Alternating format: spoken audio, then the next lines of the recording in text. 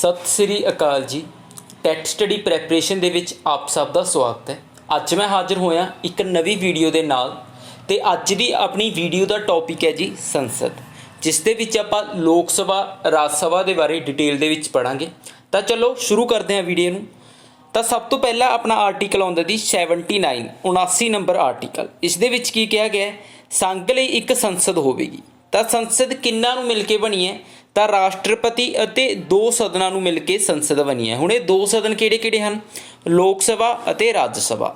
ਤਾਂ ਸੰਸਦ ਬਣੀ ਹੈ ਜੀ ਰਾਸ਼ਟਰਪਤੀ, ਲੋਕ ਸਭਾ ਅਤੇ ਰਾਜ ਸਭਾ, ਇਹਨਾਂ ਨੂੰ ਤਿੰਨਾਂ ਨੂੰ ਮਿਲ ਕੇ ਸੰਸਦ ਬਣਦੀ ਹੈ ਜੀ। ਤਾਂ 80 ਦੇ 1 ਨੰਬਰ ਦੇ ਵਿੱਚ ਕੀ ਆਉਂਦਾ ਜੀ? ਰਾਜ ਸਭਾ ਦੇ ਮੈਂਬਰ, ਠੀਕ ਹੈ ਜੀ। ਇਹਨਾਂ ਦੇ ਵਿੱਚ ਕੀ ਹੈ? 12 ਮੈਂਬਰ ਰਾਸ਼ਟਰਪਤੀ ਦੁਆਰਾ ਨਾਮਜ਼ਦ ਕੀਤੇ ਜਾਣਗੇ ਅਤੇ 238 ਮੈਂਬਰ ਰਾਜਾਂ ਅਤੇ ਕੇਂਦਰੀ ਸ਼ਾਸਿਤ ਪ੍ਰਦੇਸ਼ਾਂ ਤੋਂ ਹੋਣਗੇ, ਠੀਕ ਹੈ ਜੀ। ਤਾਂ ਟੋਟਲ ਮੈਂਬਰ ਹੋ ਗਏ ਜੀ ਆਪਣੇ 250, ਠੀਕ ਹੈ ਜੀ।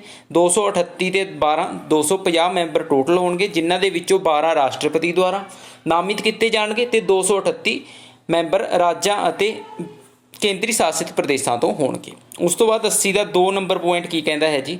ਮੈਂਬਰਾਂ ਦੀ ਵੰਡ ਹੈ ਜਿਹੜੀ ਉਹ ਚੌਥੀ ਅਨੁਸੂਚੀ ਦੇ ਆਧਾਰ 'ਤੇ ਹੋਵੇਗੀ। ਚੌਥੀ ਅਨੁਸੂਚੀ ਦੇ ਵਿੱਚ ਰਾਜ ਸਭਾ ਦੇ ਮੈਂਬਰਾਂ ਦੀ ਵੰਡ ਲਿਖੀ ਹੋਈ ਹੈ, ਤਾਂ ਉਸ ਦੇ ਆਧਾਰ 'ਤੇ ਹੀ ਮੈਂਬਰਾਂ ਦੀ ਵੰਡ ਹੋਵੇਗੀ, ਠੀਕ ਹੈ ਜੀ।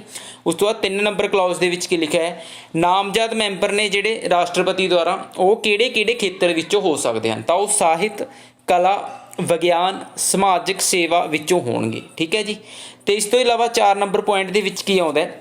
ਰਾਜਾਂ ਦੇ ਮੈਂਬਰ ਰਾਜ ਦੇ ਵਿਧਾਨ ਸਭਾ ਦੇ ਮੈਂਬਰਾਂ ਵੱਲੋਂ ਚੁਣੇ ਜਾਣਗੇ, ਠੀਕ ਹੈ। ਜਿਹੜੇ ਵੀ ਜਿਵੇਂ ਪੰਜਾਬ ਦੇ ਮੈਂਬਰ ਗਏ ਨੇ ਹੁਣ ਰਾਜ ਸਭਾ ਦੇ ਵਿੱਚ, ਤਾਂ ਉਹ ਜਿਹੜੇ ਪੰਜਾਬ ਦੀ ਵਿਧਾਨ ਸਭਾ ਦੇ ਵਿੱਚੋਂ ਚੁਣ ਕੇ ਭੇਜੇ ਗਏ ਨੇ, ਵਿਧਾਨ ਸਭਾ ਦੇ ਮੈਂਬਰਾਂ ਵੱਲੋਂ ਚੁਣ ਕੇ ਭੇਜੇ ਗਏ ਨੇ, ਠੀਕ ਹੈ ਜੀ। ਉਹਨਾਂ ਦੁਆਰਾ ਵੋਟਿੰਗ ਕੀਤੀ ਗਈ ਹੈ, ਤਾਂ ਹੀ ਆਪ ਦੇ ਸਾਰੇ ਮੈਂਬਰ ਗਏ ਸੀ, ਕਿਉਂਕਿ ਆਪ ਦੀ ਬਹੁਤ ਹੀ, ਠੀਕ ਹੈ, ਆਪ ਦੇ ਜ਼ਿਆਦਾ ਮੈਂਬਰ ਸਨ, ਤਾਂ ਇਸ ਲਈ ਸਾਰੇ ਜੋ ਮੈਂਬਰ ਨੇ ਉਹ ਆਪ ਦੀ ਪਾਰਟੀ ਵਿੱਚੋਂ ਹੀ ਗਏ ਨੇ ਰਾਜ ਸਭਾ ਦੇ ਵਿੱਚ।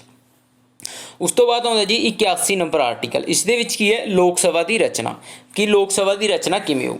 ਤਾਂ 80 ਦੇ ਵਿੱਚ ਆਪਾਂ ਰਾਜ ਸਭਾ ਦੀ ਰਚਨਾ ਪੜ੍ਹੀਏ, ਤਾਂ 81 ਦੇ ਵਿੱਚ ਲੋਕ ਸਭਾ ਦੀ ਰਚਨਾ ਹੈ। ਇਸ ਦੇ ਵਿੱਚ ਕੀ ਕਿਹਾ ਗਿਆ ਕਿ 530 ਮੈਂਬਰ ਰਾਜਾਂ ਵਿੱਚੋਂ ਚੁਣੇ ਜਾਣਗੇ, ਠੀਕ ਹੈ ਜੀ। ਅਤੇ ਜੋ ਬਾਕੀ ਬਚ ਗਏ ਮੈਂਬਰ 20, ਤਾਂ 20 ਮੈਂਬਰ ਨੇ ਜਿਹੜੇ ਉਹ ਕੇਂਦਰੀ ਸ਼ਾਸਿਤ ਪ੍ਰਦੇਸ਼ਾਂ ਵਿੱਚੋਂ ਚੁਣੇ ਜਾਣਗੇ। ਇਹ ਕਿਹੜਾ ਆਰਟੀਕਲ ਕਹਿੰਦਾ ਜੀ? ਆਪਣਾ ਆਰਟੀਕਲ 81, ਠੀਕ ਹੈ ਜੀ। ਤਾਂ ਟੋਟਲ ਮੈਂਬਰ ਨੇ ਜੀ 550।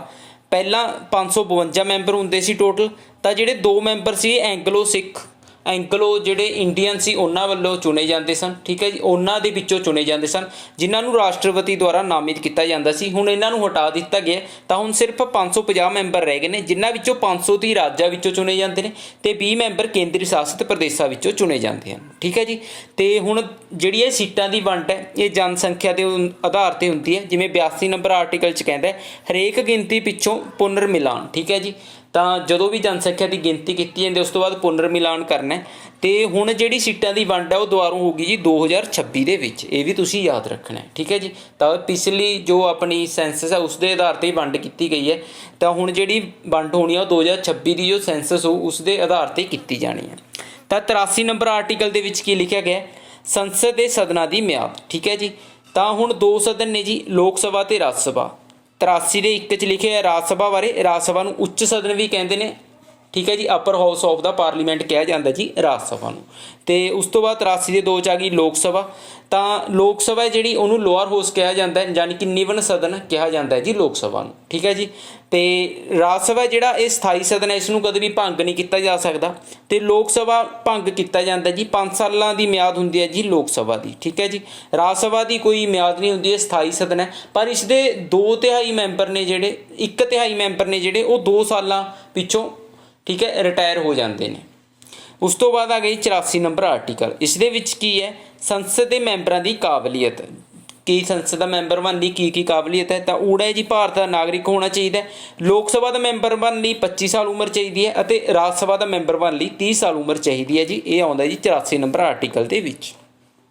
ਉਸ ਤੋਂ ਬਾਅਦ ਆ ਗਿਆ ਆਪਣਾ 85 ਨੰਬਰ ਆਰਟੀਕਲ। ਇਸ ਦੇ ਵਿੱਚ ਕੀ ਹੈ? ਸੰਸਦ ਦਾ ਇਜਲਾਸ ਉਠਾ ਦੇਣਾ ਜਾਂ ਤੜਾਓ, ਇਹ ਰਾਸ਼ਟਰਪਤੀ ਦੁਆਰਾ ਕੀਤਾ ਜਾਂਦਾ ਜੀ। 85 ਦੇ 1 ਦੇ ਵਿੱਚ ਆ ਗਿਆ ਰਾਸ਼ਟਰਪਤੀ ਸਮੇਂ ਸਮੇਂ 'ਤੇ ਸੰਸਦ ਨੂੰ ਬੁਲਾਵੇਗਾ ਜੀ, ਹਾਂ ਵੀ ਸੰਮਨ ਭੇਜੇਗਾ, ਆਓ ਭਾਈ ਬੈਠੋ ਇਜਲਾਸ ਕਰੋ, ਠੀਕ ਹੈ। ਅਤੇ ਇੱਕ ਇਜਲਾਸ ਅਤੇ ਦੂਜੇ ਇਜਲਾਸ ਦੇ ਵਿੱਚ 6 ਮਹੀਨਿਆਂ ਤੋਂ ਜ਼ਿਆਦਾ ਦਾ ਸਮਾਂ ਨਹੀਂ ਹੋਣਾ ਚਾਹੀਦਾ, ਠੀਕ ਹੈ ਜੀ। ਤਾਂ ਪਹਿਲਾ ਸੈਸ਼ਨ ਹੋਇਆ ਤਾਂ ਦੂਜਾ ਸੈਸ਼ਨ ਹੋਣਾ, ਤਾਂ ਉਹਨਾਂ ਦੋਹਾਂ ਦੇ ਵਿੱਚ 6 ਮਹੀਨਿਆਂ ਤੋਂ ਜ਼ਿਆਦਾ ਦਾ ਗੈਪ ਨਹੀਂ ਹੋਣਾ ਚਾਹੀਦਾ, ਜ਼ਿਆਦਾ ਦਾ ਅੰਤਰ ਨਹੀਂ ਹੋਣਾ ਚਾਹੀਦਾ। ਤੇ 2 ਨੰਬਰ ਪੁਆਇੰਟਸ ਕੀ ਲਿਖਿਆ 85 ਦੇ, ਰਾਸ਼ਟਰਪਤੀ ਸਮੇਂ ਸਮੇਂ ਤੇ ਕਿਸੇ ਸਦਨ ਨੂੰ ਉਠਾ ਸਕਦਾ ਹੈ, ਲੋਕ ਸਭਾ ਨੂੰ ਤੋੜ ਸਕੇਗਾ। ਠੀਕ ਹੈ ਜੀ। ਉਸ ਤੋਂ ਬਾਅਦ ਆ ਗਿਆ ਆਪਣਾ 86 ਨੰਬਰ ਆਰਟੀਕਲ। ਇਸ ਦੇ ਵਿੱਚ ਕੀ ਹੈ, ਰਾਸ਼ਟਰਪਤੀ ਦਾ ਸਦਨਾਂ ਨੂੰ ਸੰਬੋਧਨ ਕਰਨਾ ਅਤੇ ਸੰਦੇਸ਼ ਭੇਜਣਾ, ਇਹ ਆਉਂਦਾ ਜੀ ਆਪਣਾ 86 ਨੰਬਰ ਆਰਟੀਕਲ ਦੇ ਵਿੱਚ। ਉਸ ਤੋਂ ਬਾਅਦ ਆ ਗਿਆ ਜੀ 87 ਨੰਬਰ ਆਰਟੀਕਲ, ਜਿਸ ਦੇ ਵਿੱਚ ਆਉਂਦਾ ਜੀ ਰਾਸ਼ਟਰਪਤੀ ਦਾ ਵਿਸ਼ੇਸ਼ ਭਾਸ਼ਣ। ਤਾਂ 87 ਦੇ 1 'ਚ ਕੀ ਹੈ, ਵੋਟਾਂ ਪਿੱਛੋਂ ਜਦੋਂ ਲੋਕ ਸਭਾ ਦਾ ਪਹਿਲਾ ਸੈਸ਼ਨ ਹੁੰਦਾ ਤਾਂ ਉਸ ਨੂੰ ਸੰਬੋਧਨ ਰਾਸ਼ਟਰਪਤੀ ਕਰੇਗਾ, ਅਤੇ ਹਰੇਕ ਸਾਲ ਦਾ ਜਿਹੜਾ ਪਹਿਲਾ ਸੈਸ਼ਨ ਹੁੰਦਾ ਉਸ ਨੂੰ ਵੀ ਸੰਬੋਧਨ ਰਾਸ਼ਟਰਪਤੀ ਦੁਆਰਾ ਕੀਤਾ ਜਾਵੇਗਾ। ਠੀਕ ਹੈ ਜੀ। ਤੇ ਇਹ ਰਾਸ਼ਟਰਪਤੀ ਨੂੰ ਅਧਿਕਾਰ ਹੈ। ਉਸ ਤੋਂ ਬਾਅਦ 88 ਨੰਬਰ ਆਰਟੀਕਲ ਦੇ ਵਿੱਚ ਆ ਗਿਆ ਅਟਾਰਨੀ ਜਨਰਲ ਆਫ ਇੰਡੀਆ ਨੇ ਜਿਹੜੇ ਉਹ ਕਿਸੇ ਵੀ ਸਦਨ ਦੇ ਵਿੱਚ ਜਾ ਕੇ ਬੈਠ ਸਕਦੇ ਨੇ, ਚਾਹੇ ਉਹ ਲੋਅਰ ਸਦਨ ਹੈ, ਚਾਹੇ ਅਪਰ ਸਦਨ ਹੈ, ਯਾਨੀ ਕਿ ਚਾਹੇ ਲੋਕ ਸਭਾ ਹੈ ਜਾਂ ਰਾਜ ਸਭਾ ਹੈ, ਕਿਸੇ ਵੀ ਸਦਨ ਦੇ ਵਿੱਚ ਜਾ ਕੇ ਬੈਠ ਸਕਦੇ ਨੇ, ਪਰ ਉਹਨਾਂ ਨੂੰ ਵੋਟ ਪਾਉਣ ਦਾ ਅਧਿਕਾਰ ਨਹੀਂ ਹੈ। ਠੀਕ ਹੈ ਜੀ। ਉਸ ਤੋਂ ਬਾਅਦ 99 ਦਾ 1 ਨੰਬਰ ਪੁਆਇੰਟ ਦੇ ਵਿੱਚ ਕੀ ਆਉਂਦਾ, ਭਾਰਤ ਦਾ ਉਪ ਰਾਸ਼ਟਰਪਤੀ ਅਹੁਦੇ ਕਾਰਨ ਰਾਜ ਸਭਾ ਦਾ ਸਭਾਪਤੀ ਹੋਵੇਗਾ। ਠੀਕ ਹੈ ਜੀ। ਜਿਹੜਾ ਭਾਰਤ ਦਾ ਉਪ ਰਾਸ਼ਟਰਪਤੀ ਹੈ ਉਹ ਰਾਜ ਸਭਾ ਦਾ ਚੇਅਰਮੈਨ ਹੋਊਗਾ। ਇਹ 99 ਦਾ 1 ਨੰਬਰ ਆਰਟੀਕਲ ਕਹਿੰਦਾ ਹੈ। ਤੇ 99 ਦਾ 2 ਨੰਬਰ ਆਰਟੀਕਲ ਕਹਿੰਦਾ ਰਾਜ ਸਭਾ ਛੇਤੀ ਆਪਣੇ ਕਿਸੇ ਮੈਂਬਰ ਨੂੰ ਉਪ ਸਭਾਪਤੀ ਚੁਣੇਗੀ। ਠੀਕ ਹੈ ਜੀ। ਤਾਂ ਸਭਾਪਤੀ ਹੋਊਗਾ ਜੀ ਰਾਸ਼ਟਰਪਤੀ, ਜਿਹੜਾ ਉਪ ਸਭਾਪਤੀ ਹੈ ਉਹ ਰਾਜ ਸਭਾ ਦੇ ਮੈਂਬਰਾਂ ਦੇ ਵਿੱਚੋਂ ਹੀ ਚੁਣਿਆ ਜਾਵੇਗਾ। ਉਸ ਤੋਂ ਬਾਅਦ ਅੱਗੇ ਪੜ੍ਹਦੇ ਹਾਂ ਜੀ। ਤਾਂ 90 ਨੰਬਰ ਆਰਟੀਕਲ ਦੇ ਵਿੱਚ ਕੀ ਆਉਂਦਾ, ਜੇ ਉਪ ਸਭਾਪਤੀ ਦਾ ਪਦ ਖਾਲੀ ਹੋਵੇ, ਠੀਕ ਹੈ, ਉਸ ਨੂੰ ਹਟਾਇਆ ਜਾਵੇ ਜਾਂ ਉਸ ਦਾ ਅਸਤੀਫਾ, ਇਹ ਸਾਰਾ ਆ ਗਿਆ ਜੀ 90 ਨੰਬਰ ਆਰਟੀਕਲ ਦੇ ਵਿੱਚ। ਜੇ ਕਿਵੇਂ ਹਟਾਇਆ ਜਾ ਸਕਦਾ ਜਾਂ ਪਦ ਖਾਲੀ ਹੋਵੇ ਤਾਂ ਸਾਰਾ ਕੁਝ ਇਸ 'ਚ ਦੱਸਿਆ ਗਿਆ। ਜੇ ਉਹ ਸਭਾ ਦਾ ਮੈਂਬਰ ਨਾ ਰਹੇ ਤਾਂ ਉਸ ਦਾ ਪਦ ਖਾਲੀ ਹੋ ਜਾਵੇਗਾ। ਠੀਕ ਹੈ ਜੀ। ਆਪ ਅਸਤੀਫਾ ਦੇ ਤਾਂ ਵੀ ਪਦ ਖਾਲੀ ਹੋ ਜਾਏਗਾ, ਜਾਂ ਬਹੁਤ ਸੰਮਤੀ ਨਾਲ ਉਸ ਦੇ ਖਿਲਾਫ ਮਤਾ ਪੇਸ਼ ਕੀਤਾ ਜਾਵੇ ਤਾਂ ਵੀ ਜੋ ਸਭਾਪਤੀ ਦਾ ਪਦ ਹੈ, ਉਪ ਸਭਾਪਤੀ ਦਾ ਪਦ ਹੈ, ਉਸ ਨੂੰ ਖਾਲੀ ਕੀਤਾ ਜਾ ਸਕਦਾ ਹੈ। ਠੀਕ ਹੈ ਜੀ। ਉਸ ਤੋਂ ਬਾਅਦ 91 ਨੰਬਰ ਆਰਟੀਕਲ ਦੇ ਵਿੱਚ ਕੀ ਹੈ, ਜੇ ਉਪ ਰਾਸ਼ਟਰਪਤੀ ਰਾਸ਼ਟਰਪਤੀ ਦਾ ਅਹੁਦਾ ਸੰਭਾਲ ਰਿਹਾ ਤਾਂ ਉਪ ਸਭਾਪਤੀ ਸਭਾਪਤੀ ਦਾ ਕੰਮ ਕਰਦਾ ਹੈ, ਪਰ ਜੇ ਉਪ ਸਭਾਪਤੀ ਨਹੀਂ ਹੈ ਤਾਂ ਰਾਸ਼ਟਰਪਤੀ ਕਿਸੇ ਮੈਂਬਰ ਨੂੰ ਨਿਯੁਕਤ ਕਰ ਸਕਦਾ ਹੈ। ਜੇ ਉਹ ਮੈਂਬਰ ਵੀ ਨਹੀਂ ਹੈ ਤਾਂ ਫਿਰ ਜੋ ਰਾਜ ਸਭਾ ਹੈ ਉਹ ਆਪਦੇ ਵਿੱਚੋਂ ਕਿਸੇ ਮੈਂਬਰ ਨੂੰ ਸਭਾਪਤੀ ਵਜੋਂ ਨਿਯੁਕਤ ਕਰ ਸਕਦੇ ਹਨ। ਠੀਕ ਹੈ ਜੀ। ਉਸ ਤੋਂ ਬਾਅਦ 92 ਨੰਬਰ ਆਰਟੀਕਲ ਦੇ ਵਿੱਚ ਕੀ ਆਉਂਦਾ, ਜਦੋਂ ਤੱਕ ਉਪ ਰਾਸ਼ਟਰਪਤੀ ਨੂੰ ਹਟਾਉਣ ਦਾ ਮਤਾ ਵਿਚਾਰ ਅਧੀਨ ਹੋਵੇ ਤਾਂ ਉਹ ਉਪ ਸਭਾਪਤੀ ਦੇ ਤੌਰ 'ਤੇ ਕੰਮ ਨਹੀਂ ਕਰ ਸਕਦਾ। ਠੀਕ ਹੈ, ਨਹੀਂ ਕਰੇਗਾ। ਉਸ ਤੋਂ ਬਾਅਦ 93 ਨੰਬਰ ਆਰਟੀਕਲ ਆ ਗਿਆ, ਲੋਕ ਸਭਾ ਆਪਣੇ 2 ਮੈਂਬਰਾਂ ਨੂੰ ਸਪੀਕਰ ਅਤੇ ਡਿਪਟੀ ਸਪੀਕਰ ਚੁਣੇ। ਤਾਂ ਲੋਕ ਸਭਾ ਹੁੰਦੀ ਹੈ ਜਿਹੜੀ ਉਹ ਆਪਣੇ 2 ਮੈਂਬਰਾਂ ਨੂੰ, ਇੱਕ ਨੂੰ ਸਪੀਕਰ ਚੁਣਦੀ ਹੈ ਤੇ ਇੱਕ ਨੂੰ ਡਿਪਟੀ ਸਪੀਕਰ ਚੁਣਦੀ ਹੈ। ਇਹ ਆ ਗਈ 93 ਨੰਬਰ ਆਰਟੀਕਲ ਦੇ ਵਿੱਚ। ਠੀਕ ਹੈ ਜੀ। 94 ਨੰਬਰ ਆਰਟੀਕਲ ਦੇ ਵਿੱਚ ਕੀ ਆ ਗਿਆ, ਸਪੀਕਰ ਡਿਪਟੀ ਸਪੀਕਰ ਦਾ ਅਹੁਦਾ ਖਾਲੀ ਹੋਣ ਜਾਂ ਅਸਤੀਫਾ ਜਾਂ ਹਟਾਉਣਾ। ਠੀਕ ਹੈ। 94 ਦਾ ਊੜਾ ਆ ਗਿਆ ਜੀ, ਲੋਕ ਸਭਾ ਦਾ ਮੈਂਬਰ ਨਾ ਰਹੇ ਤਾਂ ਅਸਤੀਫਾ ਦਿੱਤਾ ਜਾਂਦਾ ਜੀ ਸਪੀਕਰ ਜਾਂ ਡਿਪਟੀ ਸਪੀਕਰ ਵੱਲੋਂ। ਤੇ ਆੜੇ 'ਚ ਆ ਗਿਆ, ਸਪੀਕਰ ਡਿਪਟੀ ਸਪੀਕਰ ਨੂੰ ਅਸਤੀਫਾ ਦੇਵੇਗਾ ਅਤੇ ਡਿਪਟੀ ਸਪੀਕਰ ਸਪੀਕਰ ਨੂੰ ਅਸਤੀਫਾ ਦੇਵੇਗਾ। ਈਡੀ ਦੇ ਵਿੱਚ ਆ ਗਿਆ, ਲੋਕ ਸਭਾ ਵਿੱਚ ਬਹੁਤ ਸੰਮਤੀ ਨਾਲ ਪਾਸ ਕੀਤੇ ਮਤੇ ਅਨੁਸਾਰ ਵੀ ਸਪੀਕਰ ਤੇ ਡਿਪਟੀ ਸਪੀਕਰ ਨੂੰ ਹਟਾਇਆ ਜਾ ਸਕਦਾ ਹੈ। ਉਸ ਤੋਂ ਬਾਅਦ ਆ ਗਈ 95 ਦਾ 1 ਨੰਬਰ ਆਰਟੀਕਲ, ਸਪੀਕਰ ਅਤੇ ਡਿਪਟੀ ਸਪੀਕਰ ਦਾ ਅਹੁਦਾ ਖਾਲੀ, ਰਾਸ਼ਟਰਪਤੀ ਵੱਲੋਂ ਨਿਯੁਕਤ ਵਿਅਕਤੀ ਸਪੀਕਰ ਕੰਮ ਕਰੇਗਾ। ਠੀਕ ਹੈ। ਜੇ ਸਪੀਕਰ ਜਾਂ ਉਪ ਸਪੀਕਰ ਦਾ ਅਹੁਦਾ ਖਾਲੀ ਹੁੰਦਾ ਤਾਂ ਰਾਸ਼ਟਰਪਤੀ ਕਿਸੇ ਵਿਅਕਤੀ ਨੂੰ ਨਿਯੁਕਤ ਕਰੇਗਾ ਤਾਂ ਉਹ ਸਪੀਕਰ ਜਾਂ ਉਪ ਸਪੀਕਰ ਦਾ ਕੰਮ ਕਰੇਗਾ, ਡਿਪਟੀ ਸਪੀਕਰ ਦਾ ਕੰਮ ਕਰੇਗਾ।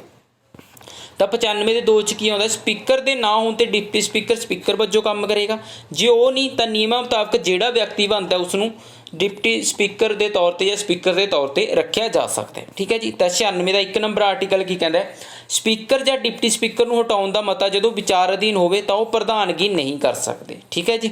ਤੇ 96 ਦਾ 2 ਨੰਬਰ ਆਰਟੀਕਲ ਕੀ ਕਹਿੰਦਾ, ਵੋਟ ਪਾਉਣ ਦਾ ਅਧਿਕਾਰ ਹੋਵੇਗਾ ਪਰ ਬਰਾਬਰ ਹੋਣ 'ਤੇ ਵੋਟ ਨਹੀਂ ਪਾ ਸਕਦੇ ਜੇ ਉਹਨਾਂ ਅਧੀਨ ਮਤ ਹੈ। ਠੀਕ ਹੈ ਜੀ। ਵੋਟ ਪਾ ਸਕਦੇ ਨੇ ਪਰ ਜੇ ਬਰਾਬਰ ਹੋਗੀ ਤਾਂ ਉਹ ਆਪਣੀ ਵੋਟ ਨਹੀਂ ਦੇ ਸਕਦੇ ਜੇ ਉਹਨਾਂ ਦੇ ਵਿਰੁੱਧ ਇਹ ਮਤਾ ਪਾਇਆ ਜਾ ਰਿਹਾ।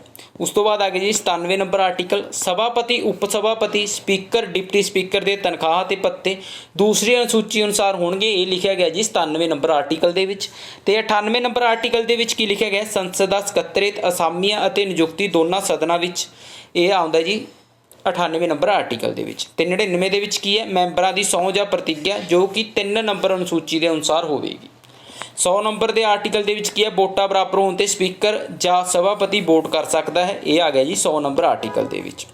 ਉਸ ਤੋਂ ਬਾਅਦ ਆ ਗਿਆ ਜੀ ਆਪਣਾ 101 ਨੰਬਰ ਆਰਟੀਕਲ ਦਾ 1 ਪਾਰਟ। ਠੀਕ ਹੈ ਜੀ। ਇਸ ਦੇ ਵਿੱਚ ਕੀ ਹੈ, ਦੋਵਾਂ ਸਦਨਾਂ ਦਾ ਮੈਂਬਰ ਨਹੀਂ ਹੋ ਸਕਦਾ, ਜੇ ਹੈ ਤਾਂ ਸਦਨ ਦੀ ਥਾਂ ਛੱਡਣਾ ਪਵੇਗਾ। ਠੀਕ ਹੈ ਜੀ। ਕੋਈ ਵੀ 2 ਸਦਨਾਂ ਦਾ ਮੈਂਬਰ ਨਹੀਂ ਹੋ ਸਕਦਾ, ਜੇ ਦੋਵਾਂ ਸਦਨਾਂ ਦਾ ਮੈਂਬਰ ਹੈ ਤਾਂ ਉਹਨੂੰ ਇੱਕ ਸਦਨ 'ਚੋਂ ਆਪਣੀ ਸਦੱਸਤਾ ਛੱਡਣੀ ਪਵੇਗੀ। ਠੀਕ ਹੈ ਜੀ। 101 ਦਾ 4 ਨੰਬਰ ਪਾਰਟ ਕੀ ਕਹਿੰਦਾ, 60 ਦਿਨ ਸੰਸਦ ਦੀ ਇਜਾਜ਼ਤ ਬਿਨਾਂ ਗੈਰ ਹਾਜ਼ਰ ਨਹੀਂ ਰਹਿ ਸਕਦਾ ਕੋਈ ਵੀ ਮੈਂਬਰ। ਜੇ ਉਹ ਉਸਦੀ ਥਾਂ ਖਾਲੀ ਕਰ ਦਿੱਤੀ ਜਾਊ ਜੋ 60 ਦਿਨ ਗੈਰ ਹਾਜ਼ਰ ਰਹਿੰਦਾ ਹੈ। ਠੀਕ ਹੈ ਜੀ। 102 ਨੰਬਰ ਆਰਟੀਕਲ ਦੇ ਵਿੱਚ ਕੀ ਹੈ, ਮੈਂਬਰਾਂ ਲਈ ਨਾਕਾਬਲੀਅਤਾਂ ਬਾਰੇ ਲਿਖਿਆ 102 ਨੰਬਰ ਆਰਟੀਕਲ ਦੇ ਵਿੱਚ। ਉਸ ਤੋਂ ਬਾਅਦ 103 ਨੰਬਰ ਦਾ ਫਸਟ ਪਾਰਟ ਕੀ ਕਹਿੰਦਾ ਜੀ, ਨਾਕਾਬਲੀਅਤਾਂ ਬਾਰੇ ਸਵਾਲ ਤੇ ਰਾਸ਼ਟਰਪਤੀ ਦਾ ਫੈਸਲਾ ਅੰਤਿਮ ਹੋਵੇਗਾ। ਤੇ 103 ਦਾ 2 ਨੰਬਰ ਪਾਰਟ ਕੀ ਕਹਿੰਦਾ, ਰਾਸ਼ਟਰਪਤੀ ਚੋਣ ਕਮਿਸ਼ਨ ਦੀ ਰਾਏ ਨਾਲ ਇਹ ਫੈਸਲਾ ਲਵੇਗਾ। ਠੀਕ ਹੈ ਜੀ।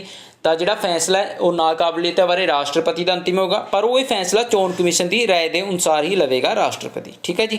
ਉਸ ਤੋਂ ਬਾਅਦ ਆ ਗਿਆ ਜੀ ਆਪਣਾ 104 ਨੰਬਰ ਆਰਟੀਕਲ, ਨਾਕਾਬਲ ਹੁੰਦਿਆਂ ਹੋਇਆਂ ਜਾਂ ਸਹੁੰ ਤੋਂ ਪਹਿਲਾਂ ਸੰਸਦ ਵਿੱਚ ਬੈਠੇ ਜਾਂ ਵੋਟ ਦੇਵੇ ਤਾਂ ਪ੍ਰਤੀ ਦਿਨ 500 ਰੁਪਈਆ ਜੁਰਮਾਨਾ ਲੱਗੂਗਾ। ਠੀਕ ਹੈ ਜੀ। ਜੇ ਕੋਈ ਨਾਕਾਬਲ ਹੁੰਦਾ ਜਾਂ ਮੈਂਬਰ ਨਹੀਂ ਹੈਗਾ ਤਾਂ ਵੀ ਬੈਠ ਜਾਂਦਾ ਤਾਂ ਉਹਨੂੰ 500 ਰੁਪਈਆ ਇੱਕ ਦਿਨ ਦਾ ਜੁਰਮਾਨਾ ਲੱਗੂਗਾ ਜੇ ਉਹ ਵੋਟ ਵੀ ਕਰਦਾ ਜਾਂ ਬੈਠਦਾ ਸੰਸਦ ਦੇ ਵਿੱਚ।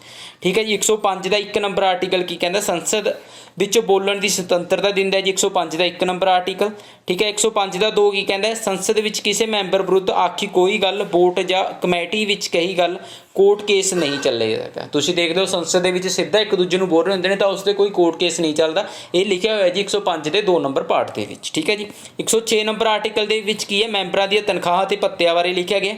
ਤੇ 107 ਨੰਬਰ ਆਰਟੀਕਲ ਦੇ ਵਿੱਚ ਬਿੱਲਾਂ ਦੇ ਪੂਰਵ ਸਥਾਪਨ ਅਤੇ ਪਾਸ ਕਰਨ ਬਾਬਤ ਉਪਲਬਧ ਨੇ। ਠੀਕ ਹੈ ਜੀ। ਉਸ ਤੋਂ ਬਾਅਦ 108 ਵਿੱਚ ਕੁਝ ਸ਼ਰਤਾਂ ਅਤੇ ਸੰਯੁਕਤ ਬੈਠਕ ਬਾਰੇ ਲਿਖਿਆ ਗਿਆ। ਤਾਂ ਜੁਆਇੰਟ ਸੀਟਿੰਗ ਹੁੰਦੀ ਹੈ ਜਿਹੜੀ ਪਾਰਲੀਮੈਂਟ ਦੀ, ਉਹ 108 ਦੇ ਅਧੀਨ ਹੈ। ਇਹਨਾਂ ਨੂੰ ਆਪਾਂ ਅੱਗੇ ਡਿਟੇਲ ਦੇ ਵਿੱਚ ਵੀ ਪੜਾਂਗੇ। ਜੁਆਇੰਟ ਸੀਟਿੰਗ, ਮਨੀ ਬਿੱਲ, ਤਾਂ ਇਹ ਸਾਰੇ ਆਰਟੀਕਲ ਆਪਾਂ ਅੱਗੇ ਆਉਣ ਵਾਲੀ ਵੀਡੀਓ ਦੇ ਵਿੱਚ ਕਵਰ ਕਰਾਂਗੇ। ਤਾਂ ਡੈਟਸ ਆਲ ਗਾਈਜ਼। ਜੇ ਵੀਡੀਓ ਵਧੀਆ ਲੱਗਿਆ ਤਾਂ ਲਾਈਕ ਤੇ ਸ਼ੇਅਰ ਕਰਨਾ ਨਾ ਭੁੱਲਿਓ।